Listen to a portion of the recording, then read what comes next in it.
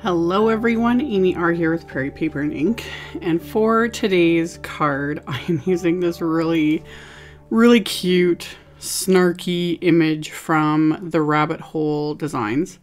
I'd shown a bunch of these in a haul video like forever ago, and then they've just been sitting here. Anyway, had to use this one as like my inaugural card here. This is the Caffeinated Unicorn stamp set, and it just cracks me up. So I am stamping the unicorn onto Neenah Classic Crest Solar White 80-pound cardstock, and today I'm using Ink on 3's Blackout ink. This ink is really good, very alcohol marker friendly, etc.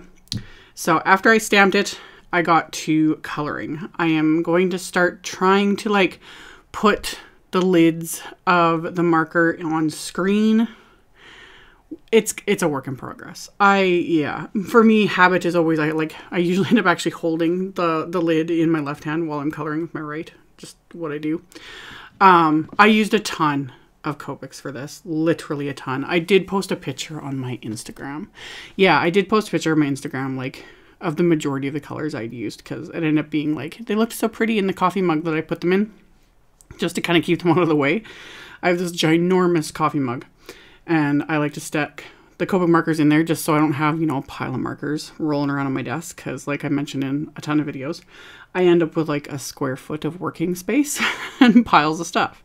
So anywho, I used warm grays for the unicorn, like the body of the unicorn, and I concentrated most of the color to the very edge, because, you know, technically unicorns are white, but again, like imagination, make them whatever color you want. But I wanted to kind of keep that, just that more of like shadows and shading, so I kept it very much to the edge, and then, you know, blended everything out all the way to my colorless blender. And then for the fabulous messy, this is like my hair, like literally my hair on the daily, regardless of whether it's first thing in the morning. In fact, you guys see it in a ton of my videos. When I'm leaning my head forward, you can see my hair, like my hair's just a disaster, like 99% of the time. So I kind of got a kick out of this. Anyway, decided to go in rainbow order, really bring in the color. Again, you can look at my Instagram if you want to see like the specific colors, but with this, you can kind of do whatever you want because of just the way this is drawn and, you know, the messy nature of it. I always find that images that are purposely drawn to look like, you know, messy hair or just much more of a freehand drawing, etc., it lends itself to being more free with the color. You don't have to be so strict with, you know, smooth blends and perfect transitions or anything like that. It's like, just slap the color on. It goes with the image. So that's kind of what I did here. I just got the color on. And then I went back with my R22 and R20 to add some little color to the ear. I added a little bit of blush to the cheek, just cause. And then when I started doing those pinks, I was like, ooh, you know what would look really cute is if this unicorn was wearing like a fuzzy pink bathrobe. So that's what I gave him. So colored it all in with some pinks. I colored the coffee mug with cool grays just to give it almost like, I was thinking like almost like a black coffee mug. Just again, to kind of keep it fairly simple, fairly neutral compared to, you know, all the crazy color I got going on. Once I was done all my coloring, first thing I'm doing is I'm going in, this is my Nouveau Aqua Shimmer Clear Glitter Gloss, which right this moment, like when I'm putting it on camera, it looks like nothing.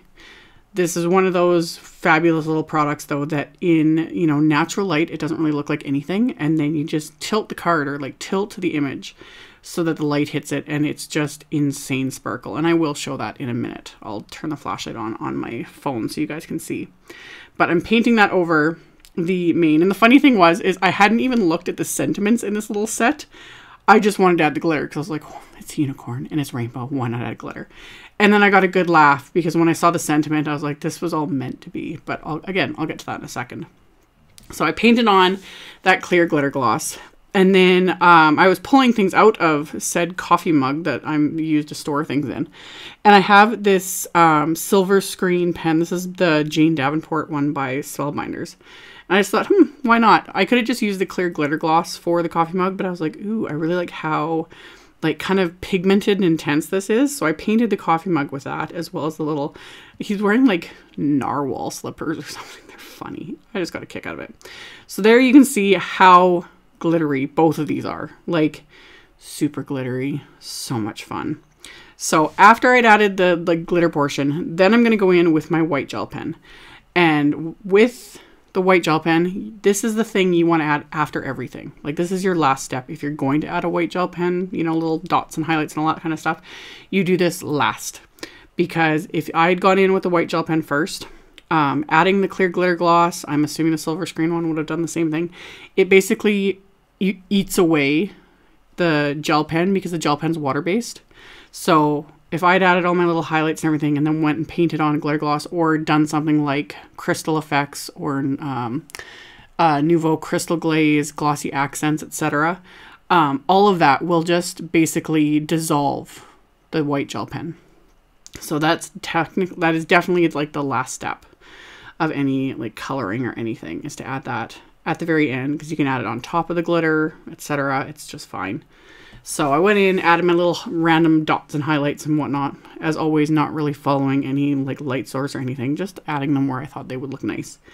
And then once I was done adding all that, I am going to die cut this little character with the coordinating wafer die. So I'm going to tape that into place with some washi tape so that it doesn't move. And then I just ran this through my little Gemini Go machine because it's just a small image. So then once that's die cut, I'd seen the sentiment by this point and I was like, too funny.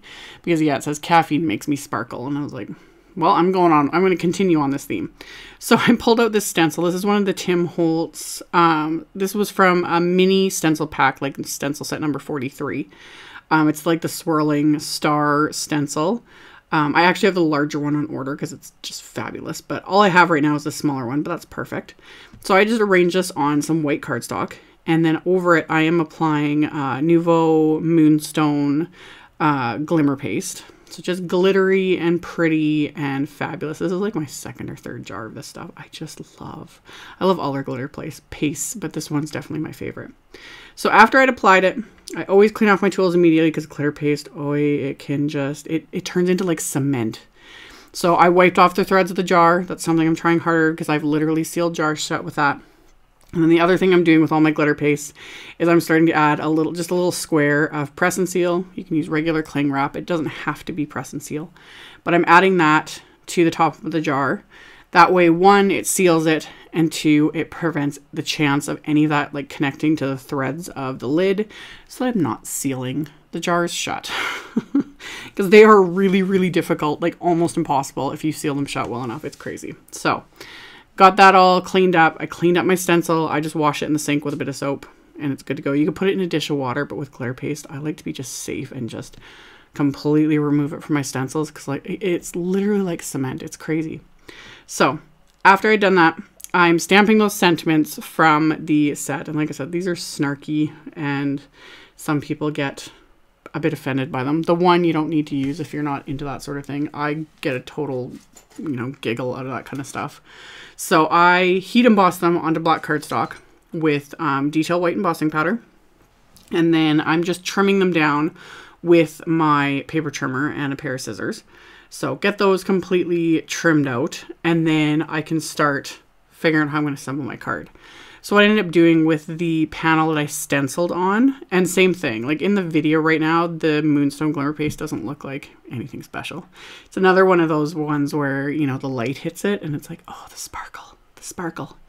So I trimmed that panel down and then I also pulled out my tried and true favorite, My Favorite Things black and white stripes pattern paper that every once in a while I reach for. I really like that with anything rainbow. I really like a good black and white stripe goes with a nice rainbow.